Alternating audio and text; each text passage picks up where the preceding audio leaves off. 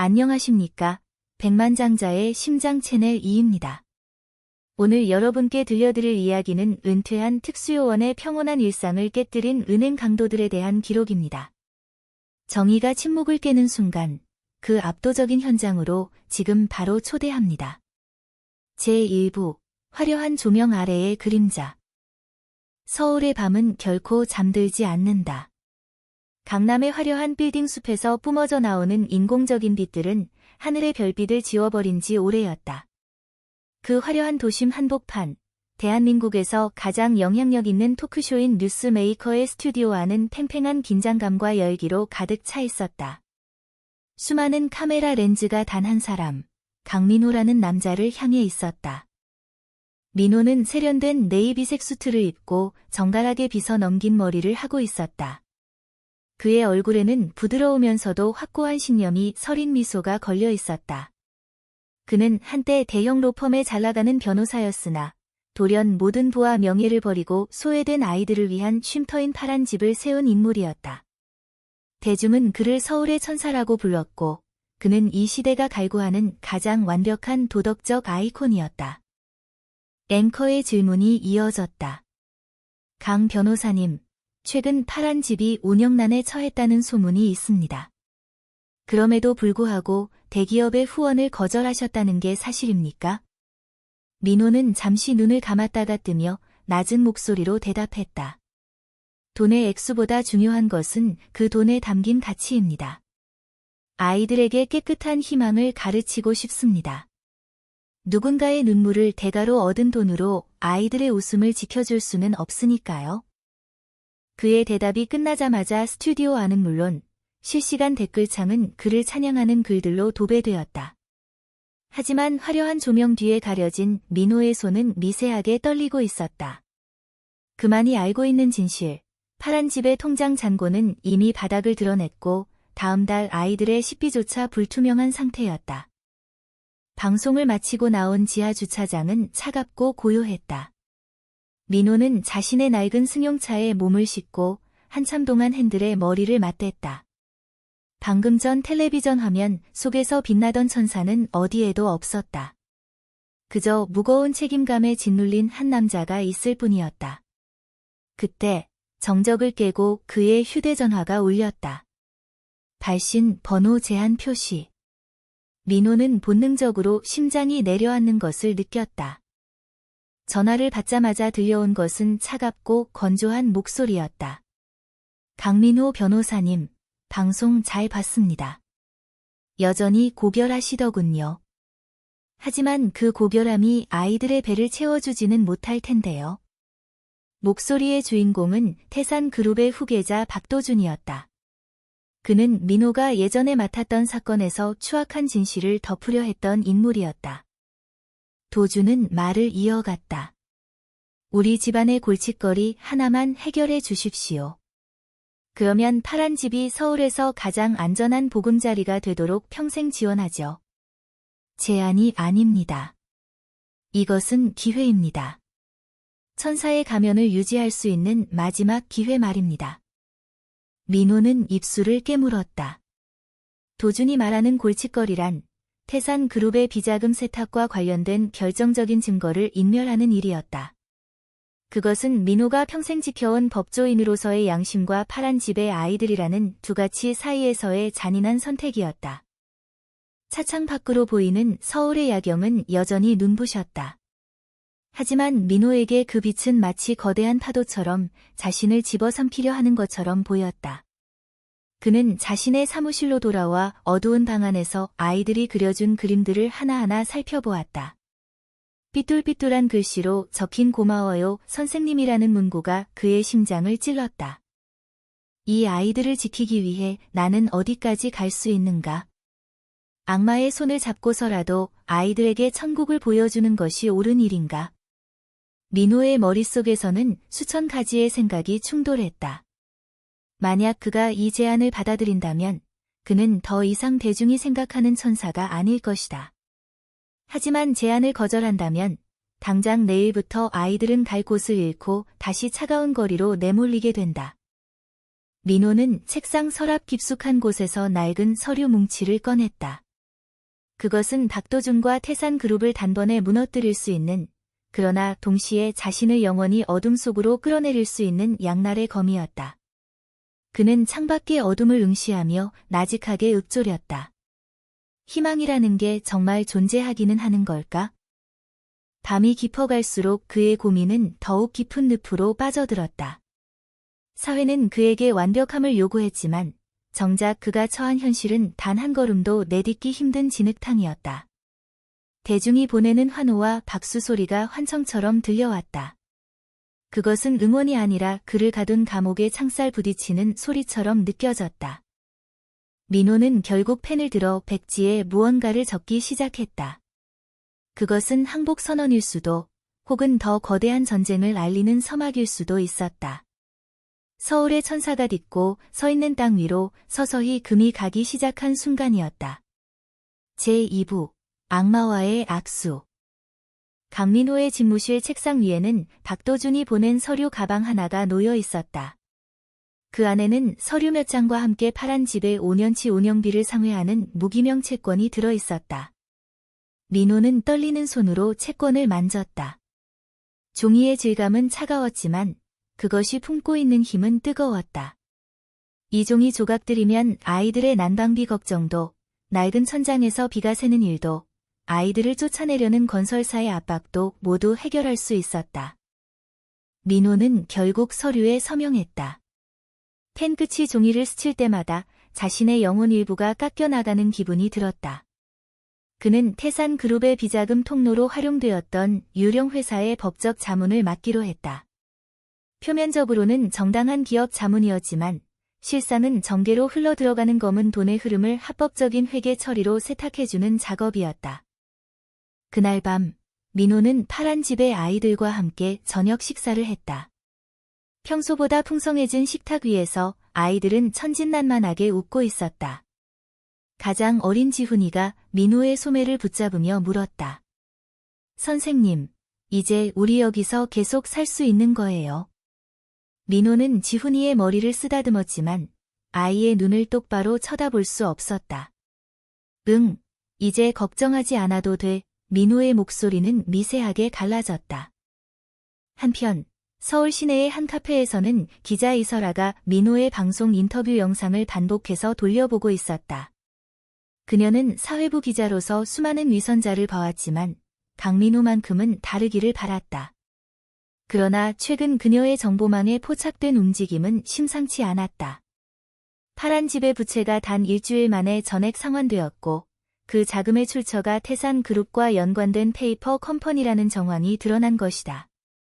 설아는 커피를 한 모금 마시며 수첩에 적힌 메모들을 연결했다. 태산그룹의 박도준은 현재 상속세 면탈과 비자금 조성 혐의로 검찰의 내사를 받고 있었다. 그런 인물이 돌연 파란 집에 수호천사를 자처하며 거액을 기부했다는 사실은 설아에게 강한 위구심을 불러일으켰다. 그것은 단순한 선의가 아니라 무언가에 대한 대가의 확률이 높았다. 다음 날, 설아는 사전 연락 없이 파란 집을 방문했다. 민호는 새로 들어온 가구들과 교육 기자재들을 점검하느라 분주했다. 설아를 발견한 민호의 눈동자가 흔들렸다. 이설아 기자님, 여기까지 어쩐 일이십니까? 민호가 애써 침착한 표정으로 물었다. 설아는 날카로운 시선으로 민호의 얼굴을 훑었다. 변호사님, 갑자기 찾아온 기적에 대해 여쭤보고 싶어서요. 파란 집이 맞이한 봄날이 너무 갑작스러워서 말이죠. 민호는 차를 내놓으며 대답했다. 익명의 독지가들이 도움을 주셨습니다. 제 진심이 통한 결과라고 믿고 싶군요. 설아는 비릿한 미소를 지었다. 익명의 독지가라기엔 태산그룹의 그림자가 너무 짙게 드리워져 있던데요.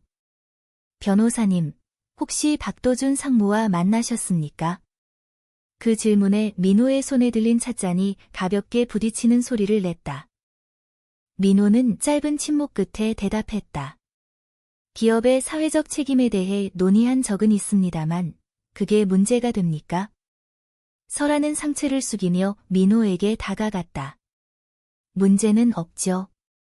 다만 그 대가가 변호사님이 평생 지켜온 정의와 맞바꾼 것이라면 이야기가 달라집니다. 대중은 완벽한 천사가 진흙탕에 발을 담그는 것을 용납하지 않거든요. 설아가 떠난 후 민호는 숨이 가빠오는 것을 느꼈다. 이제 막 시작된 비밀이었지만 벌써부터 숨통을 조여오고 있었다. 그는 박도준에게 전화를 걸었다. 이설아 기자가 찾아왔습니다. 어떻게든 막아야 합니다. 도준의 웃음소리가 수화기 너머로 들려왔다. 강 변호사님, 벌써 겁먹으신 겁니까? 이제 당신과 나는 한 배를 탄 겁니다. 그녀를 막는 건 당신의 몫이죠. 당신이 가진 영향력을 이용하세요. 그게 우리가 당신에게 거금을 들인 이유니까요. 민호는 깨달았다. 박도준은 그를 단순히 법적 조력자로 고용한 것이 아니었다. 도준은 강민호라는 고결한 브랜드를 방패막이로 삼아 자신들의 추악한 범죄를 미화하고 있었던 것이다. 대중이 민호를 믿으면 믿을수록 그와 연결된 태산 그룹의 이미지도 긍정적으로 세탁될 것이었다. 그날 이후 민호는 언론사 간부들을 만나며 설아의 기사를 막기 위해 분주히 움직였다. 한때 정의를 부르짖던 그의 입에서는 이제 타협과 회유의 말들이 쏟아져 나왔다.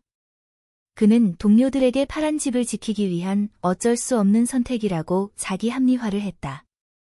하지만 거울 속에 비친 자신의 모습은 점점 낯설어져 갔다. 민호는 사무실 책상 밑에 숨겨둔 태산 그룹의 기밀 문서를 다시 꺼내 보았다. 그 서류에는 수십 명의 정치인과 고위 공직자들의 이름이 적혀 있었다. 이것을 세상에 공개하면 자신은 영웅이 되겠지만 동시에 파란 집은 불법 자금의 근원지로 지목되어 폐쇄될 것이었다. 반대로 이것을 끝까지 묻어둔다면 아이들은 안락한 삶을 누리겠지만 자신은 평생 박도준의 개가 되어 살아야 했다. 민호는 창밖의 서울 시내를 내려다보았다. 수많은 네온사인 아래로 사람들은 저마다의 희망을 품고 살아가고 있었다. 그들 중 누가 알 수 있을까? 자신들이 믿고 의지하던 희망의 아이콘이 지금 이 순간 가장 깊은 어둠 속으로 걸어 들어가고 있다는 사실을. 민호는 서류 뭉치를 꽉 쥐었다. 손등에 핏줄이 돋아났다. 어느덧 밤이 깊어지고 민호의 휴대전화로 문자 한 통이 도착했다. 설아였다. 변호사님, 내일 오전 10시에 첫 보도가 나갈 예정입니다. 진실을 말할 기회는 아직 남아 있습니다. 민호는 휴대폰을 바닥으로 던져버렸다. 이제 돌이킬 수 없는 강을 건넜다는 확신이 들었다. 그는 다시 박도준을 향해 전화를 걸었다. 박 상무님, 제안하신 다음 단계 작업을 시작하죠. 민호의 목소리는 더 이상 떨리지 않았다. 그것은 차갑게 식어버린 절망이 만들어낸 결단이었다. 서울의 천사는 그렇게 스스로 날개를 꺾고 지상으로 내려오고 있었다. 제3부 무너지는 경계선. 강민호는 이제 단순히 방어적인 입장에 머물지 않기로 했다. 이설아 기자의 보도를 막기 위해 그는 자신이 가진 가장 강력한 무기인 사회적 신뢰를 휘두르기 시작했다. 그는 평소 친분이 두터웠던 주요 일간지의 편집국장들과 방송사 간부들을 비밀리에 만났다. 그들에게 민호는 파란 집의 아이들을 지키기 위해 고군분투하는 피해자 코스프레를 하며 이설아 기자가 개인적인 원한이나 특종의 눈이 멀어 확인되지 않은 사실로 자선단체를 공격하려 한다고 호도했다. 민호의 영향력은 생각보다 강력했다. 이설아 기자가 소속된 매체의 국장은 그녀를 불러 기사의 톤을 낮추거나 보도를 보류하라고 압박했다. 설아는 분노했지만 거대한 자본과 명성이라는 벽 앞에 그녀의 정의감은 무력해 보였다. 민호는 자신의 사무실에서 창밖을 보며 설아의 기사가 킬되었다는 소식을 전해 들었다. 안도감이 밀려왔지만 동시에 가슴 한구석에 무거운 돌덩이가 얹힌 듯한 기분이었다. 박도준은 민호의 일 처리에 만족하며 그를 자신의 호화로운 펜트하우스로 초대했다. 도준은 최고급 와인을 따르며 민호에게 건넸다. 역시 강 변호사님입니다. 사람의 마음을 조종하는 법을 아시는군요. 이제 다음 단계로 가야죠. 우리 태산건설이 진행하는 재개발 사업지구에 파란 집을 편입시키기로 했습니다. 일종의 사회공헌 모델로 홍보할 겁니다. 민호는 와인잔을 든 손에 힘을 주었다. 재개발 사업은 그 지역의 빈민들을 몰아내고 초호화 아파트 단지를 짓는 사업이었다. 파란 집이 그 사업의 홍보수단이 된다는 것은 결국 수천 명의 철거민이 길거리로 나앉는 명분이 되어주는 꼴이었다. 민호가 망설이자 도준의 눈빛이 서늘하게 바뀌었다. 왜요? 이제 와서 다시 성자 노릇을 하고 싶으신 건가요? 이미 당신 손에는 우리 돈이 묻어 있습니다. 멈출 수 없다는 걸 잘 아실 텐데. 민호는 침묵했다. 그는 이미 악마의 손을 잡았고 그 손을 놓는 순간 자신이 세운 파란 집과 아이들의 미래도 함께 무너질 것임을 알고 있었다. 그는 도준의 요구대로 재개발 찬성 여론을 조성하는 간담회에 참석하기 시작했다. 그는 화려한 수사를 동원하여 도시의 발전과 아이들의 교육 환경 개선을 위해 이 사업이 필요하다고 역설했다. 철거 위기에 놓인 원주민들의 고통은 철저히 외면했다. 하지만 민호의 내면은 서서히 붕괴되고 있었다. 파란 집으로 돌아올 때마다 아이들이 보내는 순수한 눈빛이 그에게는 송곳이 되어 박혔다. 특히 소아암을 앓고 있는 수아라는 아이가 직접 든 목도리를 그의 목에 걸어주었을 때 민호는 화장실로 달려가 구토를 했다.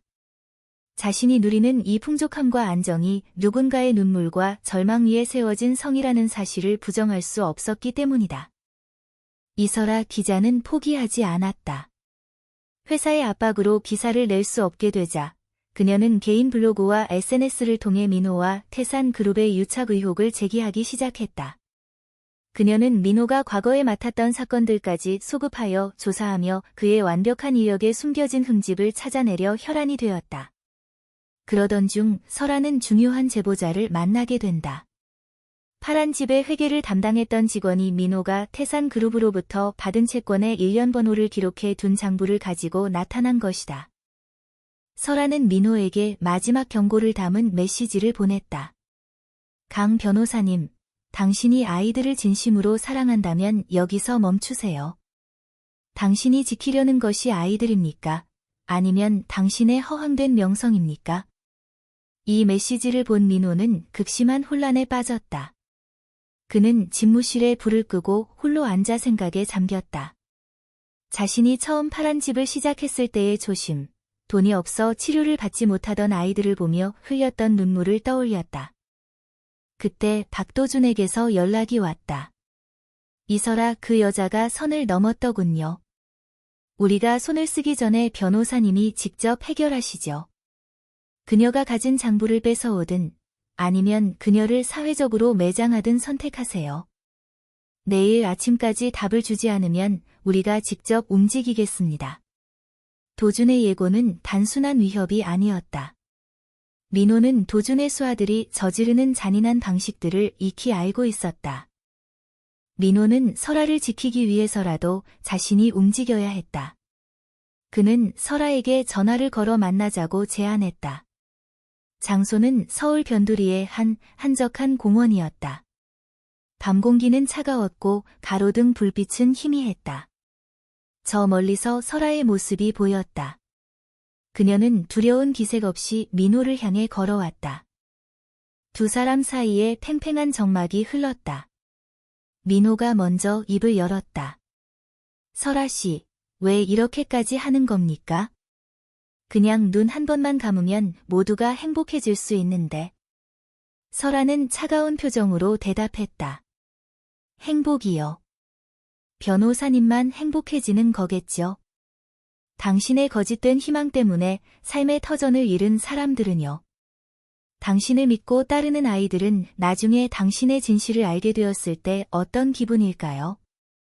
민호는 설아의 손목을 잡았다. 그 장부 내놔요. 그게 당신을 살리는 길입니다. 박도준은 당신 생각보다 훨씬 더 위험한 사람이에요.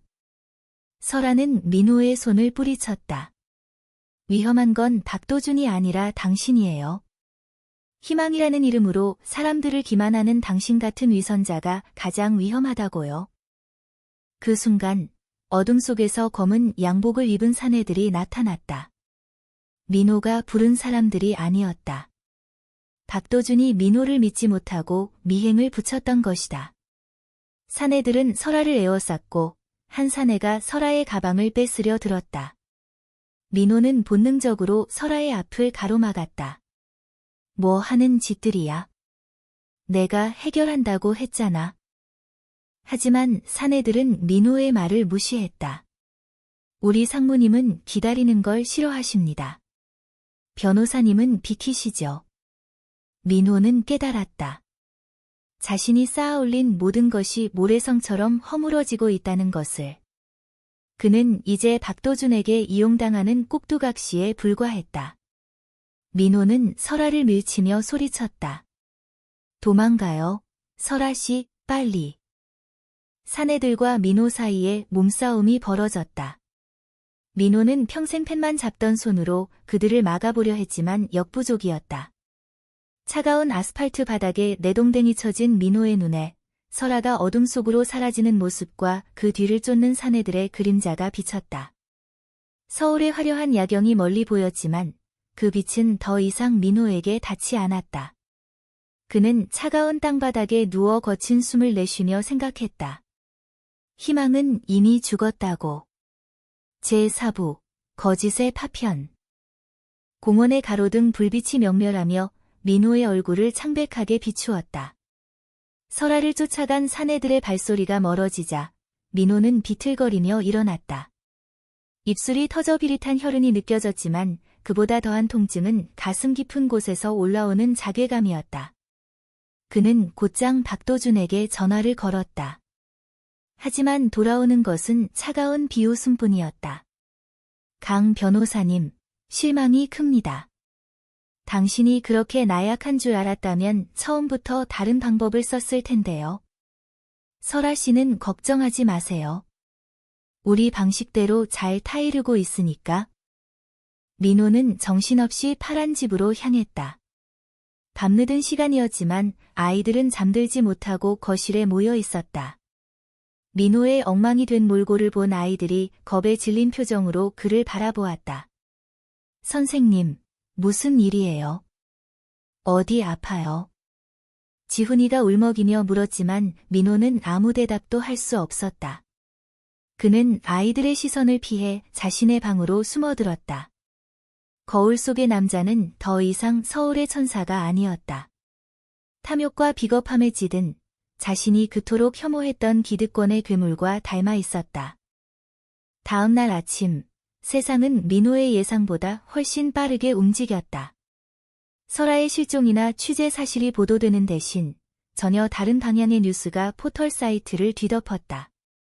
파란집 강민호 변호사, 기부금 횡령 및 사기 의혹 제기라는 헤드라인이 대문짝만하게 걸렸다. 박도준이 선수 친 것이었다. 도준은 자신이 준 돈을 민호가 개인적으로 유용한 것처럼 회계 자료를 조작하여 언론에 배포했다. 설아를 입막음하는 동시에 민호가 입을 열 경우에 대비해 그의 신뢰도를 바닥으로 떨어뜨리려는 치밀한 계산이었다. 민호의 휴대폰은 빗발치는 기자들의 전화로 불이 났다. 파란 집 앞에는 이미 수십 명의 취재진이 장진을 치고 있었다.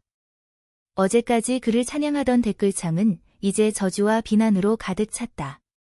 위선자, 아이들을 팔아 돈벌이를 한 괴물, 법정 최고형에 처해야 한다는 극언들이 쏟아졌다. 민호는 커튼을 굳게 닫고 어둠 속에 앉아 있었다. 이것이 박도준이 설계한 거대한 덫임을 알았지만 빠져나갈 구멍은 보이지 않았다. 자신이 박도준의 돈을 받은 것은 명백한 사실이었기 때문이다. 그때 비밀리에 사용하던 이메일로 한 통의 메시지가 도착했다. 발신인은 익명이었지만 민호는 그것이 누구인지 단번에 알 수 있었다. 이설아였다. 그녀는 사내들을 피해 도망치는 데 성공했지만 신변의 위협을 느끼고 은신 중이었다. 메일에는 짧은 문장과 영상 링크가 첨부되어 있었다. 변호사님, 당신이 아직 인간임을 증명할 마지막 기회입니다.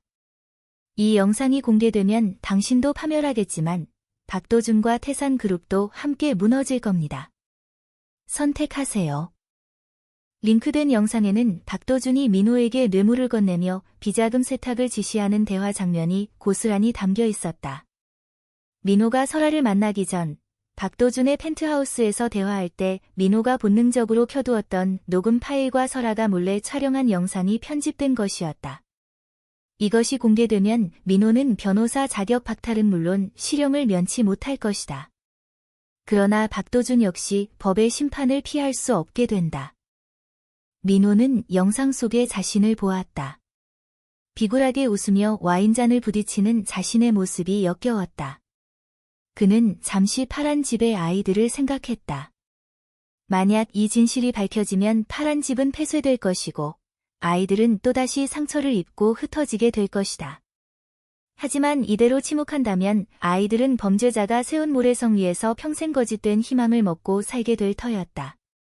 그것은 교육이 아니라 학대였다. 정오 무렵 파란 집의 정문이 강제로 열리는 소리가 들렸다. 검찰의 압수수색이 시작된 것이다. 수사관들이 들이닥쳐 서류 상자들을 실어 나르기 시작했고 아이들은 울음을 터뜨리며 구석으로 몰렸다. 민호는 거실로 내려가 수사관들 앞에 섰다. 아이들 앞에서는 예의를 갖춰주십시오. 제가 모든 것을 설명하겠습니다. 그의 목소리는 차분했지만 힘이 실려 있었다. 검찰청으로 압송되는 차 안에서 민호는 창밖을 보았다. 자신을 향해 돌을 던지는 사람들과 실망 가득한 눈빛으로 바라보는 시민들이 보였다. 그는 이제야 비로소 홀가분함을 느꼈다. 겹겹이 쌓여있던 가식의 껍데기가 벗겨져 나가는 기분이었다. 조사실에 앉은 민호는 검사 앞에 설아가 보내준 영상이 담긴 USB를 내려놓았다. 이것은 제가 저지른 범죄에 대한 자백서이자 대한민국에서 가장 거대한 악을 고발하는 증거입니다. 검사는 당황한 기색이 역력했다. 강 변호사님, 이 자료가 공개되면 본인도 무사하지 못할 거라는 걸 아십니까? 민호는 담담하게 고개를 끄덕였다. 압니다. 하지만 저는 이제야 진짜 희망이 무엇인지 알 것 같습니다. 그것은 거짓으로 지탱하는 평화가 아니라 뼈아픈 진실을 마주하는 용기에서 시작된다는 것을요.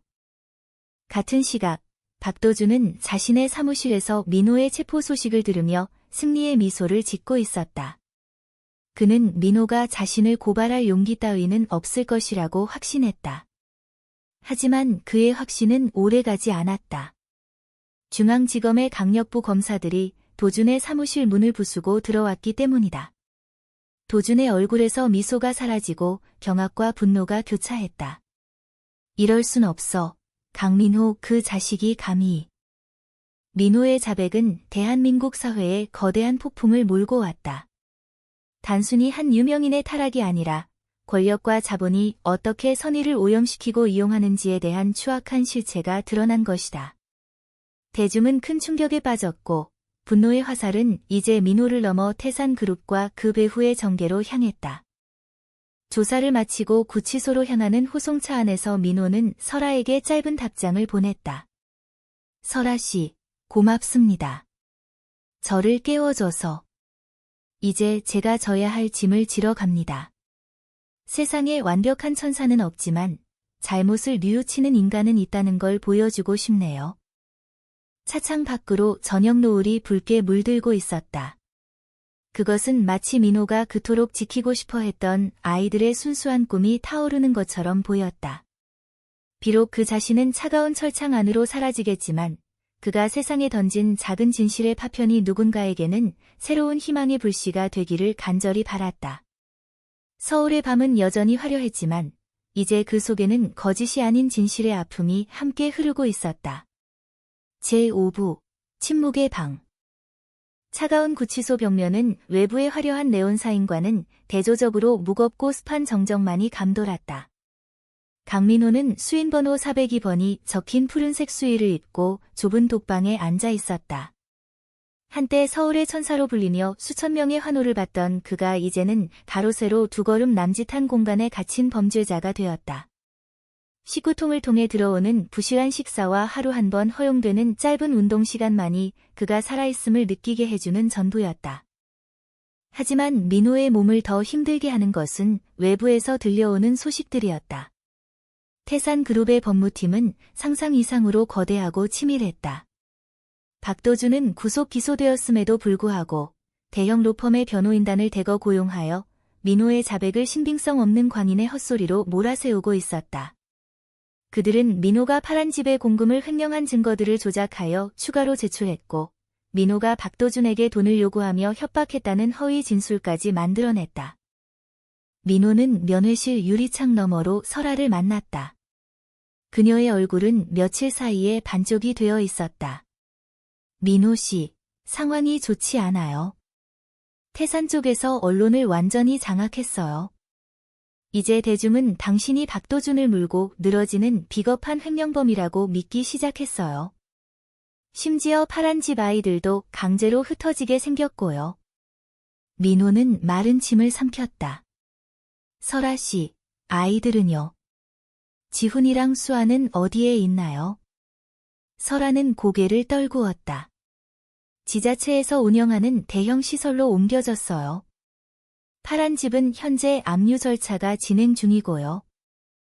민호는 주먹을 꽉 쥐었다. 자신이 진실을 밝히면 아이들이 더 나은 삶을 살 수 있을 거라 믿었지만 현실은 더 참혹했다. 기득권의 카르텔은 민호라는 개인 하나를 무너뜨리는 것쯤은 일도 아니었다. 구치소 내에서도 압박은 이어졌다. 교도관 중 일부는 태산그룹의 장학생이라도 되는 양 민호에게 노골적인 모욕을 주거나 밤마다 잠을 자지 못하게 소란을 피웠다.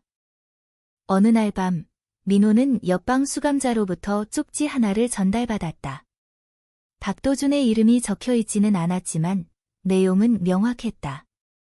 진술을 번복하고 모든 죄를 뒤집어 써라. 그러면 아이들의 거처는 마련해주겠다. 하지만 끝까지 저항한다면 아이들의 미래는 보장할 수 없다. 민호는 어둠 속에서 쪽지를 갈기갈기 찢었다. 악마는 철창 안에서도 그에게 거래를 제안하고 있었다. 민호는 깊은 절망감에 휩싸였다. 자신의 양심을 지키는 대가가 아이들의 고통이라면 과연 그 정의가 무슨 의미가 있단 말인가? 그는 벽에 머리를 기대고 눈을 감았다. 그때 환청처럼 아이들의 웃음소리가 들려왔다. 선생님, 우린 괜찮아요. 정직하게 살라고 하셨잖아요. 민호는 울먹이며 중얼거렸다. 미안하다. 선생님이 너무 약해서 미안해. 한편 설아는 홀로 거대한 벽과 싸우고 있었다. 그녀는 민호가 건넨 USB 외에 다른 증거가 필요하다는 것을 깨달았다. 그녀는 파란 집의 옛 장부를 들고 왔던 전직 직원, 그리고 태산그룹 내부에서 양심의 가책을 느끼는 누군가를 찾아 헤맸다. 그러던 중 그녀는 박도준의 비서였던 한 여성을 만나게 된다. 그녀는 박도준의 폭언과 가혹행위에 시달리다 퇴사한 상태였고 도준이 비밀리에 사용하던 세컨드폰의 백업 데이터를 가지고 있었다. 그 데이터 안에는 도준이 민호를 어떻게 몰락시킬지, 그리고 언론사와 검찰 고위직들에게 어떤 식으로 로비를 했는지에 대한 구체적인 대화 내용이 고스란히 담겨 있었다. 설아는 이 자료를 정식 보도가 아닌 해외 서버를 둔 폭로 사이트와 독립 언론들을 통해 동시에 터뜨리기로 결심했다. 주류 언론이 막혀 있다면 우회로를 택하는 수밖에 없었다. 구치소 안의 민호에게도 변화가 생겼다. 그를 괴롭히던 죄수 중 하나가 갑자기 태도를 바꾼 것이다. 그는 과거 민호가 변호사 시절 무료로 변론해주어 집행유예로 풀려났던 남자의 동생이었다. 형님께 이야기 들었습니다. 강 변호사님 같은 분이 이런 곳에 계시면 안 되죠. 그는 외부와의 비밀 통로를 통해 설아가 보내온 짧은 편지를 전해주었다. 민호 씨, 조금만 더 버텨주세요. 세상이 움직이기 시작했어요. 민호는 다시 힘을 내기로 했다. 그는 매일 아침 차가운 수돗물로 세수를 하며 정신을 가다듬었다. 그리고 자신을 신문하러 오는 검사에게 당당하게 말했다. 당신들이 아무리 진실을 덮으려 해도 이미 빛은 새어나가고 있습니다. 당신들이 지키는 것이 법입니까? 아니면 박도준의 금고입니까? 검사는 민호의 서슬퍼런 눈빛의 시선을 피했다. 드디어 설아가 터뜨린 2차 폭로가 인터넷을 강타했다. 이번에는 빼도 박도 못할 녹취록과 문자 메시지들이었다. 대중의 분노는 들불처럼 번졌다. 서울 도심에서는 민호의 석방과 태산그룹의 엄벌을 촉구하는 촛불 집회가 열리기 시작했다. 사람들은 깨닫기 시작했다. 강민호는 성자가 아니었을지 몰라도 우리 사회의 추악한 면을 드러내기 위해 자신을 불태운 사람이라는 것을. 구치소의 무거운 철문 너머로 밖에서 외치는 사람들의 함성이 희미하게 들려왔다. 민호는 독방 창살 틈으로 보이는 작은 하늘을 바라보았다. 그곳엔 여전히 구름이 흐르고 있었고 가끔 새들이 자유롭게 날아다녔다. 그는 이제 더 이상 외롭지 않았다. 침묵의 방은 이제 성찰의 방이 되었고 절망의 끝에서 그는 비로소 진정한 희망의 형체를 만지고 있었다. 하지만 박도준 역시 마지막 카드를 꺼내 들었다. 그는 자신의 권력을 이용해 재판 날짜를 앞당기고 자신에게 유리한 판사를 배정하기 위해 수단과 방법을 가리지 않았다. 민호에게 주어진 시간은 얼마 남지 않았다. 법정이라는 마지막 전장에서 진실이 승리할지 아니면 거대한 자본이 다시 한번 정의를 삼켜버릴지 운명의 시간이 다가오고 있었다. 민호는 재판 전날 밤 허용된 펜과 종이로 아이들에게 편지를 썼다. 얘들아, 선생님은 지금 아주 좁은 방에 있단다. 하지만 내 마음은 어느 때보다 넓은 세상을 보고 있어. 너희에게 부끄럽지 않은 사람이 되기 위해 조금 긴 길을 돌아가고 있단다. 조금만 기다려주렴. 편지를 다 쓴 민호의 얼굴엔 형용할 수 없는 평온함이 깃들어 있었다. 제6부 법정의 폭풍. 서울중앙지방법원 제412호 법정 앞은 일은 아침부터 취재진과 시민들로 인산인해를 이뤘다. 대한민국을 뒤흔든 천사의 몰락과 재벌의 추악한 민낯이 맞붙는 첫 공판 날이었다. 호송차에서 내린 강민호는 수갑을 찬 채 담담한 표정으로 법정에 들어섰다. 며칠 사이 부쩍 수척해진 모습이었지만 그의 눈빛만큼은 독방의 어둠 속에서 벼려진 칼날처럼 날카로웠다. 반대편 피고인석에는 박도준이 호화 변호인단에 둘러싸여 오만한 표정으로 앉아 있었다. 그는 여전히 자신이 이 게임의 승자라고 믿는 듯했다. 재판이 시작되자 검찰과 변호인단 사이에 치열한 공방이 이어졌다. 박도준 측의 변호인은 민호가 파란 집의 운영 자금을 마련하기 위해 먼저 박도준에게 접근하여 거액을 요구했다는 프레임을 유지했다. 그들은 민호가 과거에 처리했던 몇몇 사건들에서 절차상 미비했던 점들을 들춰내며 그의 도덕성 자체를 부정하려 애썼다. 법정의 분위기는 묘하게 흘러갔다. 설아의 폭로로 여론은 민호의 편이었지만 법리적인 증거 싸움에서 박도준의 변호인단은 빈틈이 없었다. 검사가 민호가 제출한 비자금 세탁 관련 증거물을 제시했을 때 박도준 측은 그것이 조작된 것이거나 불법적인 경로로 수집된 것이라며 증거 능력을 부인했다. 민호는 증인석에 앉아 차분하게 반박했다. 제가 받은 돈은 명백한 범죄의 대가였습니다. 저는 그것을 부인하지 않습니다. 하지만 그 돈을 준 주체가 누구이며 그 목적이 무엇이었는지는 이 법정이 반드시 가려내야 할 진실입니다. 민호의 목소리가 법정에 울려 퍼지자 방청석에서는 낮은 술렁임이 일었다. 재판이 중반부로 접어들 무렵 박도준 측은 회심의 카드를 꺼냈다. 파란 집의 전직 교사였던 한 여성을 증인으로 세운 것이다. 그녀는 민호가 아이들 앞에서는 인자한 척했지만 뒤에서는 아이들을 훈육한다는 명목으로 엄격하게 통제했으며 기부금을 자신의 사리사욕을 위해 사용했다고 거짓 증언을 했다. 민호는 경악했다. 그녀는 민호가 가장 신뢰했던 동료 중 한 명이었으나 태산그룹의 매수에 넘어간 것이 분명했다. 방청석에 앉아있던 설아는 주먹을 꽉 쥐었다. 거짓이 진실을 압도하려는 순간이었다. 민호의 고개가 처음으로 힘없이 떨궈졌다. 자신이 지키려 했던 사람들로부터 배신당하는 고통은 구치소의 고문보다 더 잔인했다. 박도준은 그 모습을 보며 입가에 비릿한 미소를 띄었다. 그러나 바로 그 순간 법정 뒷문이 열리며 예상치 못한 인물이 등장했다.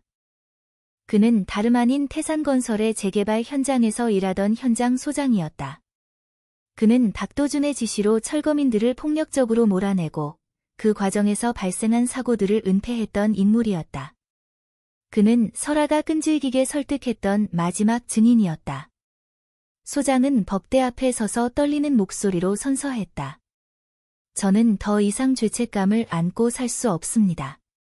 박도준 상무가 강민호 변호사를 어떻게 매수하려 했는지, 그리고 파란 집을 이용해 어떤 식으로 재개발 반대 여론을 잠재우려 했는지 제가 다 지켜봤습니다. 법정은 순식간에 아수라장이 되었다. 박도준의 변호인단은 당황하며 증인의 신빙성을 공격했지만 소장은 품 안에서 낡은 수첩 하나를 꺼냈다.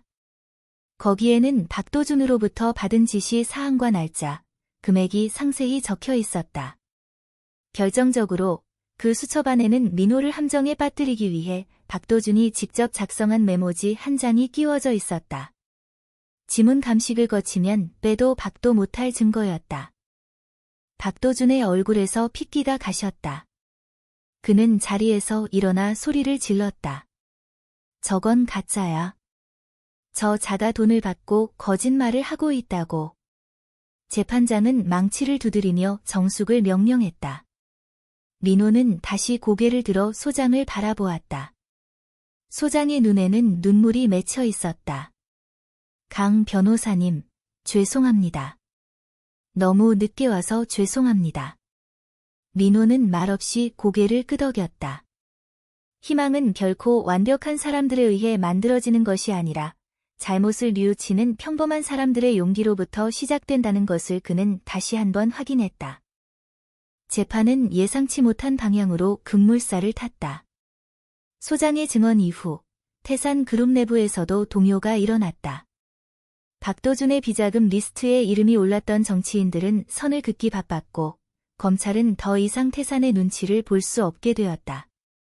담당 검사는 민호에 대한 공소사실 중 횡령 부분을 철회하고 대신 박도준의 범죄 행위를 입증하는 데 주력하기 시작했다. 재판이 끝난 후 민호는 다시 구치소로 향하는 호송차에 올랐다. 차창 밖으로 설아의 모습이 보였다. 그녀는 엄지손가락을 치켜세우며 환하게 웃고 있었다. 민호 역시 엷은 미소로 답했다. 비록 재판은 아직 끝나지 않았고 자신이 치러야 할 죗값도 분명히 남아 있었지만 이제 더 이상 어둠이 두렵지 않았다. 진실의 파편들이 하나둘 모여 거대한 파도가 되고 있었다. 구치소로 돌아온 민호는 다시 독방에 앉았다. 창밖으로 노을이 지고 있었다. 그는 오늘 법정에서 본 사람들의 얼굴을 떠올렸다. 자신을 배신한 동료, 자신을 구원한 현장 소장, 그리고 끝까지 포기하지 않은 설아. 인간은 추악할 수 있지만 동시에 한없이 숭고해질 수도 있는 존재였다. 민호는 무릎을 꿇고 기도했다. 이 시련이 끝난 뒤에 자신이 돌아갈 곳이 화려한 무대가 아니라 아이들의 곁이기를. 그날 밤 구치소 전체에 묘한 활기가 돌았다. 뉴스에 나온 민호의 활약상을 본 수감자들은 철창을 두드리며 응원을 보냈다. 402번, 힘내라. 진실은 승리한다. 간수들도 평소와 달리 민호에게 따뜻한 물 한 컵을 건네며 조용히 목례를 보냈다. 서울의 공기는 여전히 차가웠지만 그 속에 담긴 희망의 온도는 조금씩 높아지고 있었다. 민호는 전보다 훨씬 깊은 잠에 들 수 있었다. 제7부 벼랑 끝의 바락. 법정에서의 전세 역전은 박도준을 미치게 만들었다. 태산그룹의 주가는 연일 하한가를 기록했고 그룹 이사회에서는 그를 직위 해제하려는 움직임이 시작되었다. 이제 박도준에게 남은 것은 법적인 방어막이 아니라 짐승 같은 생존 본능뿐이었다. 그는 구속 집행정지 신청이 기각되자 마지막 수단으로 자신의 사적인 해결사들을 움직였다. 그 표적은 법정에서 자신을 무너뜨린 강민호, 그리고 민호의 유일한 약점인 파란 집의 아이들이었다. 구치소에 수감된 민호는 면회 온 설아의 얼굴에서 심상치 않은 기운을 읽어냈다. 설아 씨, 무슨 일입니까? 목소리가 떨리고 있어요. 설아는 입술을 깨물며 신문 스크랩 한 장을 내밀었다. 민호 씨, 지자체 시설로 옮겨졌던 아이들 중 지훈이와 수아가 사라졌어요. 시설 측에서는 아이들이 스스로 도망쳤다고 하지만 목격자 진술에 따르면 검은색 승합차가 아이들을 태우고 갔다고 해요. 민호의 심장이 얼어붙는 것 같았다. 박도준, 그자가 결국 아이들에게 손을 댔군요. 민호는 면회실의 유리벽을 주먹으로 내리쳤다. 분노가 온몸을 휘감았지만 그는 곧 냉정을 되찾으려 애썼다. 지금 여기서 할 수 있는 것은 아무것도 없었다. 설아 씨, 박도준은 지금 쥐어든 쥐예요. 아이들을 해치려는 게 아니라 나를 협박해서 진술을 번복하게 만들려는 겁니다. 경찰에 신고하는 것만으로는 부족해요. 박도준의 자금줄이 어디로 흘러가는지 그가 숨어들 만한 태산 소유의 은신처들을 뒤져야 합니다. 설아가 돌아간 뒤 민호는 독방에서 처절한 사투를 벌였다. 육체적인 고통보다 더한 것은 아이들이 겪고 있을 공포에 대한 상상이었다. 그는 간수를 불러 간곡히 부탁했다. 제가 가진 모든 것을 포기해도 좋습니다. 제 변호인에게 지금 당장 연락하게 해주십시오. 민호는 변호인을 통해 박도준에게 역제안을 보냈다. 아이들을 무사히 돌려보낸다면 다음 재판에서 모든 증거가 박도준의 강요가 아닌 나의 자발적인 조작이었다고 증언하겠다는 내용이었다. 박도준은 민호의 제안에 응답했다. 그는 변호사를 통해 민호에게 짧은 녹음 파일을 전달했다. 파일 속에는 겁에 질린 지훈이의 울음소리가 담겨 있었다. 선생님, 무서워요. 빨리 와주세요. 민호는 눈을 감고 피눈물을 삼켰다. 박도준은 승기를 잡았다고 확신했다. 그는 민호가 다시 자신의 개가 되어 진실을 덮어주길 기다렸다. 그러나 민호는 박도준이 간과한 사실을 하나 알고 있었다. 박도준은 철저히 돈과 힘으로만 움직이는 사람이었기에 진정한 연대가 가진 힘을 믿지 않았다. 민호는 수감 생활 중 인연을 맺었던 동료 수감자들과 간수들에게 도움을 청했다. 그들 중에는 과거 태산건설의 횡포로 가족을 잃은 이도 있었고 민호의 진심에 감복한 이도 있었다. 그들은 보이지 않는 곳에서 정보를 수집했고 박도준의 하수인들이 자주 드나드는 폐창고의 위치를 특정해냈다. 설아는 민호가 전달한 정보를 바탕으로 독립언론 취재팀과 함께 움직였다. 그녀는 단순히 아이들을 구출하는 것에 그치지 않고 박도준이 아이들을 납치해 협박하는 현장을 생중계하기로 계획했다. 이것은 목숨을 건 도박이었다. 만약 실패한다면 아이들도 설아도 무사하지 못할 것이었다. 하지만 대중의 눈이 쏠려 있을 때 박도준은 함부로 방아쇠를 당길 수 없을 것이라는 계산이었다. 재판 전날 밤, 민호는 다시 한번 면회실에서 박도준의 변호사와 마주했다. 변호사는 승리감에 도취해 서류 한 장을 내밀었다. 자백 번복 합의서입니다. 내일 법정에서 그대로 읽으시면 됩니다. 그러면 아이들은 파란 집으로 돌아가게 될 겁니다. 민호는 서류를 물끄러미 바라보다가 펜을 들었다. 그리고 서명 대신 종이 위에 단 3글자를 적었다. 진실은. 그 순간 설아의 라이브 방송이 전 세계로 송출되기 시작했다. 경기도 외곽의 한 폐쇄된 기도원 지하, 그곳에서 박도준의 하수인들에 의해 갇혀있던 아이들의 모습이 화면에 나타났다. 뒤이어 경찰 특공대가 현장을 급습하는 장면이 고스란히 찍혔다. 박도준이 지시한 납치와 협박의 증거가 실시간으로 대한민국 모든 안방에 생중계된 것이다. 박도준은 구치소 내 의료실에서 이 방송을 보고 비명을 질렀다. 그의 마지막 카드가 화염에 휩싸여 사라지는 순간이었다. 그는 침대 머리맡에 둔 물컵을 던져 모니터를 깨뜨렸지만 이미 엎질러진 물이었다. 대중의 분노는 이제 폭발을 넘어 혁명에 가까운 수준으로 타올랐다. 태산그룹 본사 앞에는 수만 명의 시민이 모여 박도준의 사형과 그룹 해체를 외쳤다. 민호는 독방 창살 너머로 멀리서 들려오는 시민들의 함성을 들었다. 그는 바닥에 엎드려 감사 기도를 올렸다. 아이들이 무사하다는 소식이 간수를 통해 전달되었을 때 그는 태어나서 처음으로 소리내어 엉엉 울었다. 그 눈물은 참회의 눈물이었고 동시에 승리의 눈물이었다. 그는 이제 더 이상 박도준의 협박에 떨 필요가 없었다.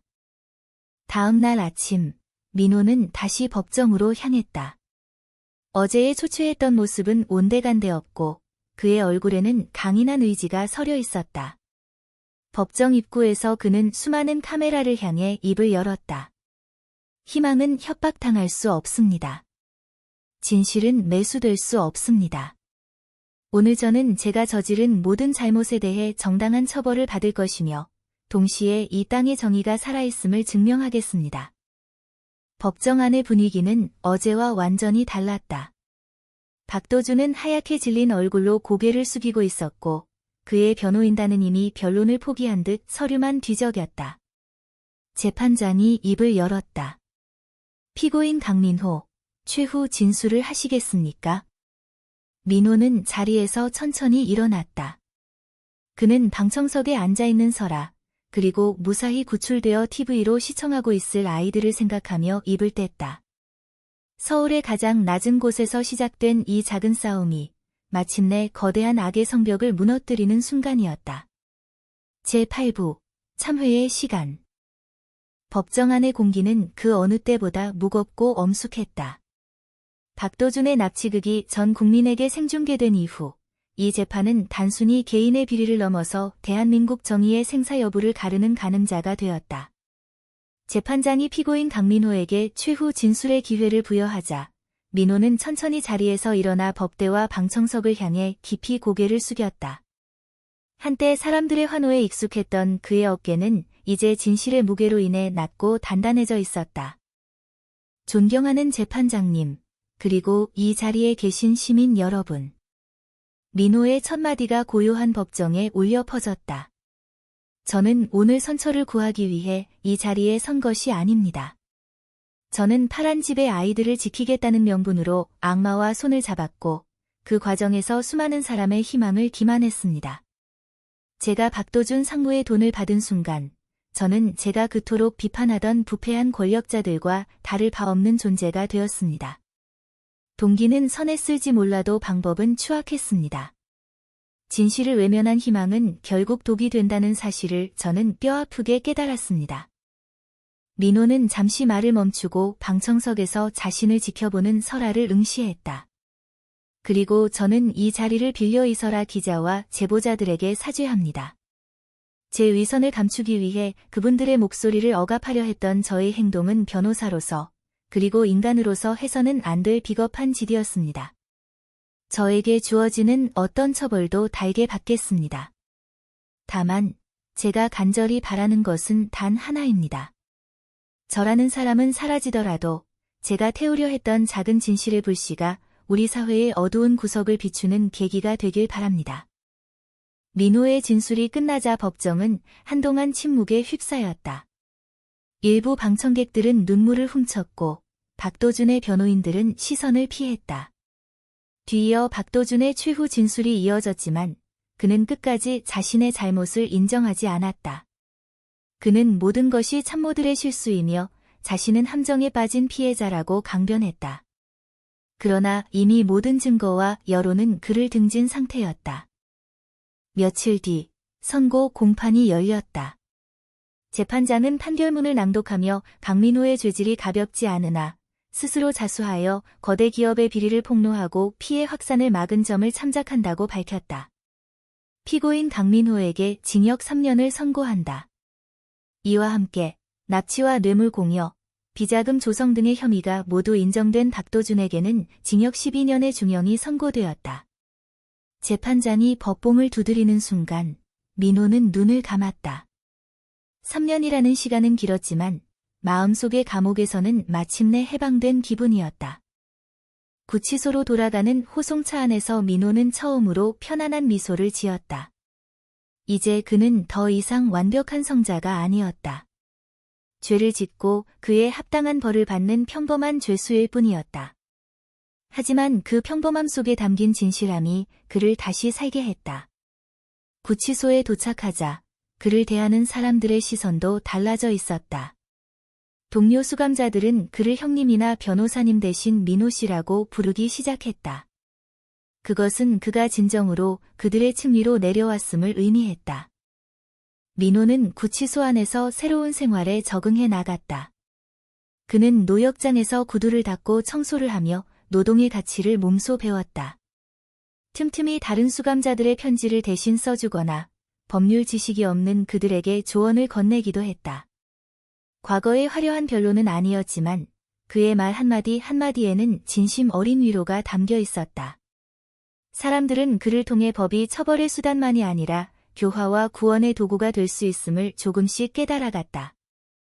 한편 파란 집은 새로운 국면을 맞이했다. 민호의 진심 어린 폭로와 설아의 기사 덕분에 시민들의 자발적인 기부금이 모이기 시작했다. 파란 집은 이제 강민호라는 한 개인의 소유가 아니라 시민들이 함께 운영하는 사회적 협동조합으로 거듭났다. 설아는 정기적으로 민호를 면회하며 아이들의 소식을 전했다. 지훈이는 이제 울지 않아요.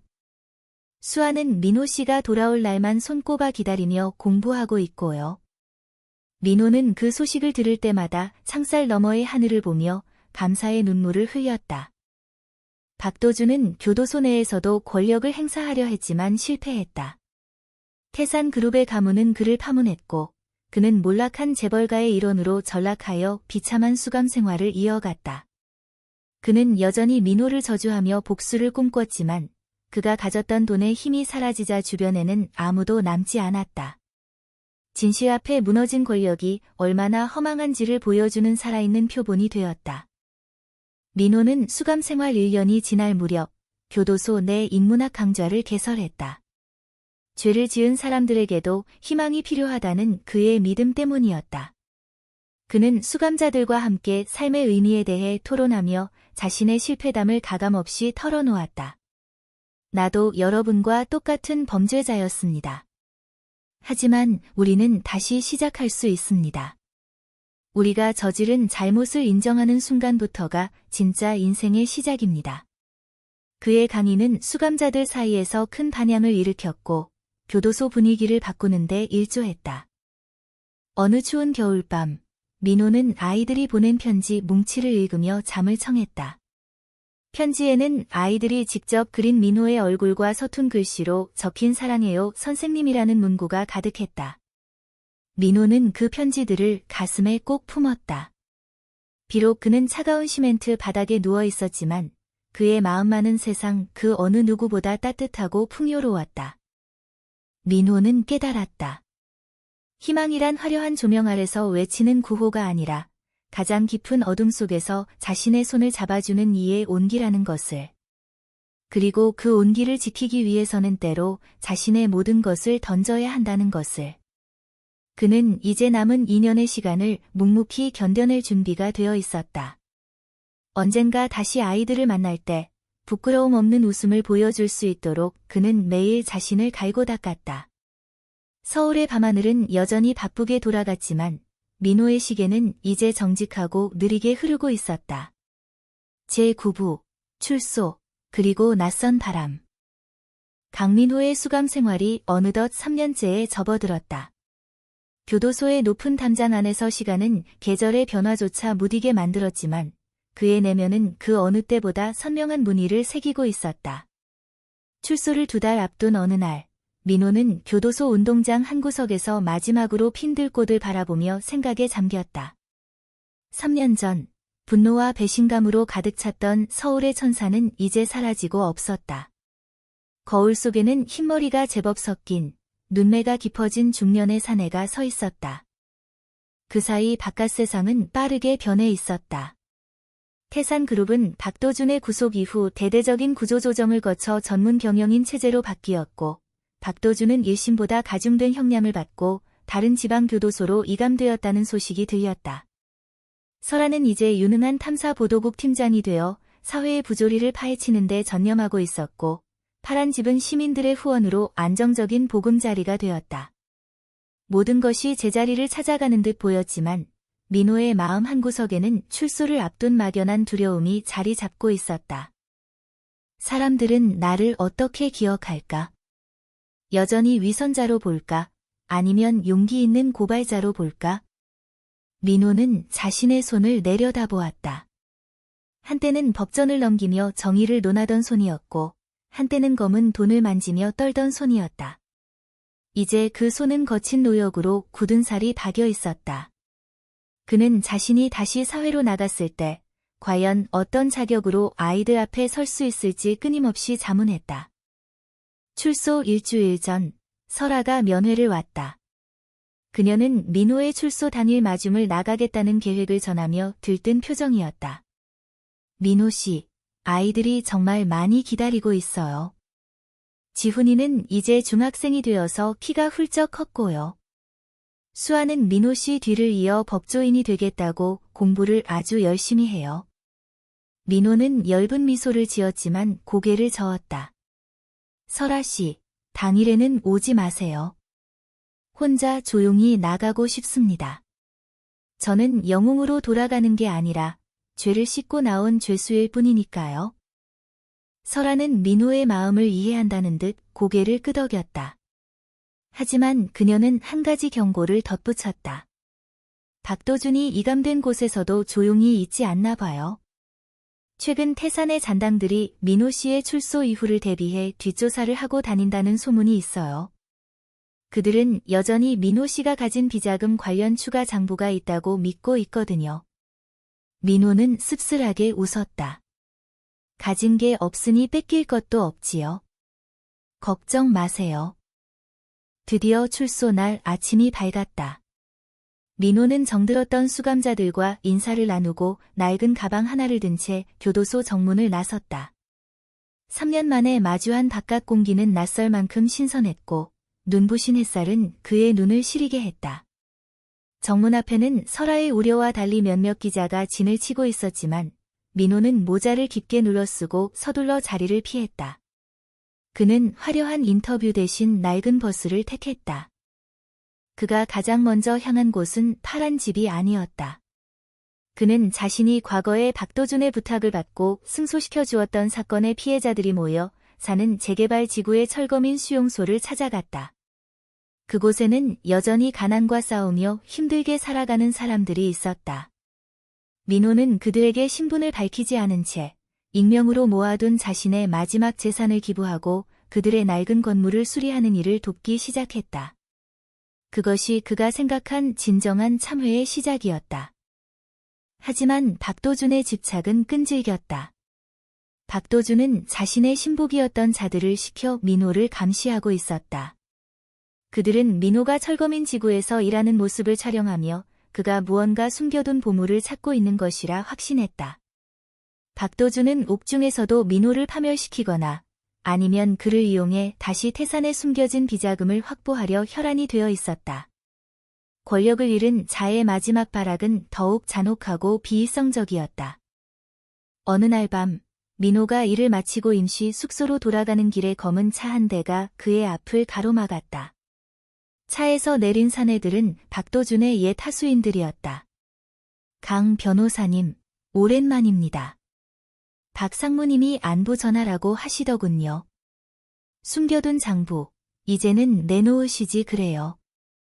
민호는 담담하게 그들을 응시했다. 장부 같은 건 없습니다. 그게 있었다면 나는 3년이나 감옥에 있지 않았을 겁니다. 사내들은 비웃으며 민호를 구타하기 시작했다. 민호는 차가운 아스팔트 바닥에 쓰러졌지만 이번에는 예전처럼 비겁하게 목숨을 구걸하지 않았다. 그는 피를 뱉어내며 웃었다. 박도준에게 전해라.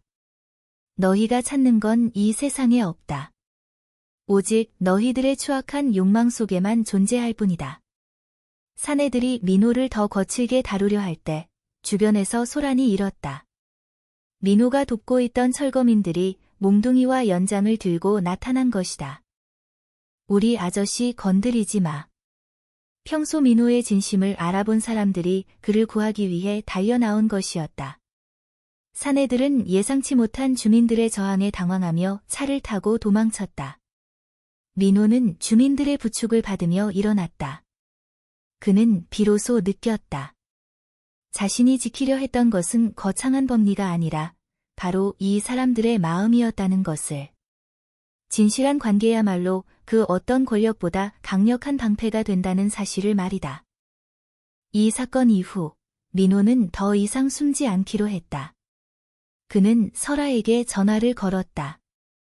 설아 씨, 이제 아이들을 만날 준비가 된 것 같습니다. 설아의 목소리는 반가움으로 가득 찼다. 다음 날, 민호는 정장을 갖춰 입고 파란 집으로 향했다. 대문을 열자 정원 가득 꽃들이 피어 있었고 그 너머로 부쩍 자란 아이들의 모습이 보였다. 선생님. 지훈이가 가장 먼저 달려와 민호의 품에 안겼다. 민호는 아이를 꽉 안아주며 뜨거운 눈물을 흘렸다. 수아와 다른 아이들도 울면서 그를 에워쌌다. 민호는 아이들의 머리를 하나하나 쓰다듬으며 속삭였다. 미안하다. 너무 오래 걸렸지. 이제 다시는 너희 곁을 떠나지 않을게. 그날 밤, 파란 집에서는 작은 잔치가 열렸다. 민호는 아이들과 둘러앉아 감옥에서 겪었던 일들과 자신이 깨달은 삶의 가치에 대해 이야기했다. 그것은 더 이상 위선적인 강연이 아니라 삶의 밑바닥을 경험한 한 인간의 진솔한 고백이었다. 아이들은 그의 이야기에 귀를 기울였고 민호는 비로소 자신이 있어야 할 자리를 찾았음을 느꼈다. 그러나 박도준의 최후의 음모는 아직 끝나지 않았다. 그는 민호가 돌아왔다는 소식을 듣고 최후의 수단을 동원해 파란 집 자체를 사회적으로 매장할 계획을 세우고 있었다.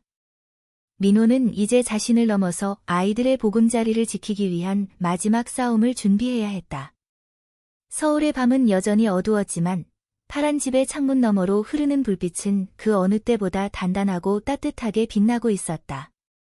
제10부 흉터 위에 핀 꽃. 파란 집으로 돌아온 민호의 일상은 평온해 보였지만 수면 아래에서는 박도준이 던진 마지막 그물이 서서히 조여오고 있었다. 박도준은 자신의 신복들을 통해 파란 집의 운영 자금 중 일부가 과거 자신이 준 비자금의 세탁물이라는 허위 제보를 검찰과 언론에 뿌렸다. 그는 민호가 출소 후에도 여전히 범죄 수익을 누리고 있다는 프레임을 씌워 민호뿐만 아니라 파란 집이라는 공동체 자체를 사회적으로 매장하려 했다. 도준의 목적은 명확했다. 내가 가질 수 없다면 차라리 파괴하겠다는 파멸적 집착이었다. 다시 한번 파란 집 앞에 기자들이 몰려들고 시민들의 비난 섞인 시선이 꽂히기 시작했다. 하지만 3년 전과 다른 점이 있었다. 민호는 더 이상 혼자가 아니었다. 설아는 팀원들과 함께 박도준의 마지막 자금줄을 추적해 그가 어떻게 여론을 조작하고 있는지에 대한 역추적 기사를 준비했다. 그리고 파란 집의 아이들과 그곳을 거쳐간 청년들은 스스로 거리로 나섰다. 그들은 선생님이 우리에게 가르쳐준 것은 돈이 아니라 정직하게 다시 시작하는 법이었습니다라는 팻말을 들고 침묵 시위를 벌였다. 민호는 다시 한번 법정이 아닌 세상의 심판대 앞에 섰다. 그는 피하지 않았다. 그는 파란 집의 모든 회계 장부를 시민들에게 투명하게 공개하고 자신이 과거에 저지른 과오의 죗값이 아직 남았다면 기꺼이 치르겠다고 선언했다. 그는 박도준의 하수인들이 찾아와 협박할 때도 담담하게 대처했다. 당신들이 빼앗을 수 있는 건 나의 명성이나 재산일지 모르지만 내가 되찾은 나의 영혼은 결코 손댈 수 없을 것입니다. 민호의 이 말은 설아의 카메라를 통해 실시간으로 시민들에게 전달되었다.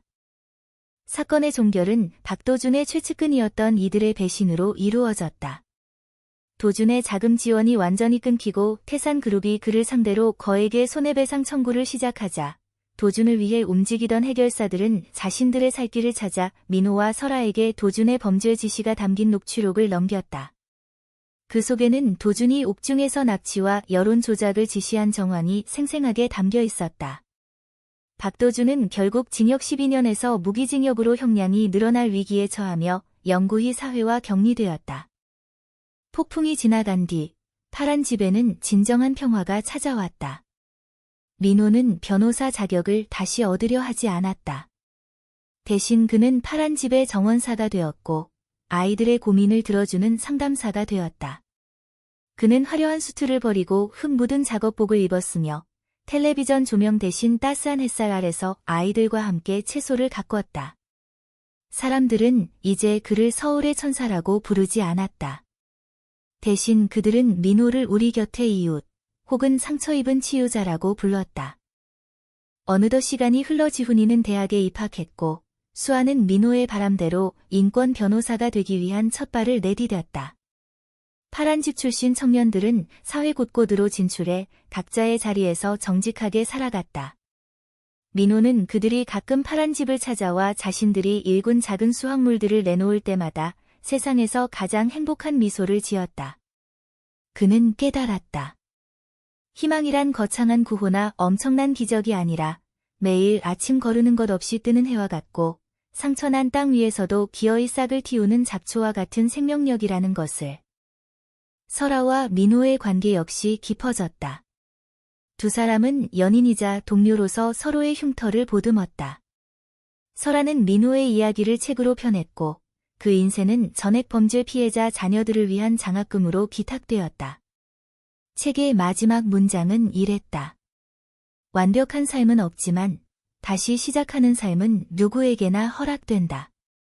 희망은 우리가 정직해지기로 결심한 순간 비로소 우리를 찾아온다. 민호는 가끔 홀로 남산에 올라 서울의 야경을 내려다보았다. 여전히 도시는 화려하고 그 속에는 수많은 욕망과 갈등이 소용돌이치고 있을 것이다. 하지만 그는 이제 안다. 저 불빛 하나하나 속에 누군가는 좌절하고 있겠지만 또 누군가는 민호가 그랬던 것처럼 자신의 어둠을 직면하고 빛을 향해 기어오르고 있을 것임을. 그는 더 이상 세상을 구원하려 들지 않았다. 그저 자신의 곁에 있는 사람들의 손을 잡아주는 것만으로도 세상은 조금 더 따뜻해질 수 있다는 것을 믿게 되었다. 이야기의 마지막 장면은 파란 집의 마당에서 열린 지훈이의 대학 입학 축하 파티였다. 아이들의 웃음소리가 담장 너머로 번지고 민호는 아이들이 건네는 고기쌈을 받아먹으며 소리내어 웃었다. 그의 얼굴에 남은 작은 흉터는 더 이상 수치가 아니라 그가 통과해온 치열한 삶의 훈장이었다. 햇살은 공평하게 파란 집의 지붕을 비추었고 그곳에는 더 이상 가짜 희망이 아닌 땀방울과 눈물로 빚어낸 단단한 삶이 뿌리내리고 있었다. 강민호라는 이름은 이제 언론에서 잊혔을지 모른다. 하지만 파란 집의 아이들에게 그리고 그를 지켜본 수많은 평범한 사람들에게 그는 가장 어두운 순간에 어떻게 인간이 자신의 존엄을 되찾을 수 있는지를 보여준 산증인이 되었다. 희망은 멀리 있지 않았다. 그것은 자신의 과오를 인정하는 용기 속에, 타인의 아픔에 공감하는 눈물 속에, 그리고 무엇보다 다시 시작할 수 있다는 믿음 속에 늘 숨쉬고 있었다. 민호는 정원의 흙을 만지며 나직하게 읊조렸다. 고맙습니다. 살아있게 해줘서. 그리고 꿈꾸게 해줘서. 서울의 밤은 깊어갔지만 파란 집의 창문은 꺼지지 않는 등불처럼 세상을 향해 은은한 빛을 내뿜고 있었다. 그것은 상처 입은 자들이 서로의 온기에 기대어 만들어낸 세상에서 가장 아름다운 희망의 풍경이었다. 이것으로 만자에 달하는 강민호와 파란 집의 이야기는 막을 내린다. 그러나 그들이 남긴 희망의 씨앗은 독자들의 마음속에서 저마다의 꽃으로 피어날 것이다. 진실은 아프지만 우리를 자유롭게 하고 희망은 고통스럽지만 우리를 살게 한다는 명제를 남긴 채 진정한 강함은 무력이 아니라 소중한 것을 지키겠다는 의지에서 나옵니다. 오늘 이야기가 여러분의 가슴에 작은 울림이 되었기를 바랍니다. 지금까지 백만장자의 심장 채널이었습니다. 구독과 좋아요로 다음 여정에도 함께해 주십시오. 시청해 주셔서 감사합니다.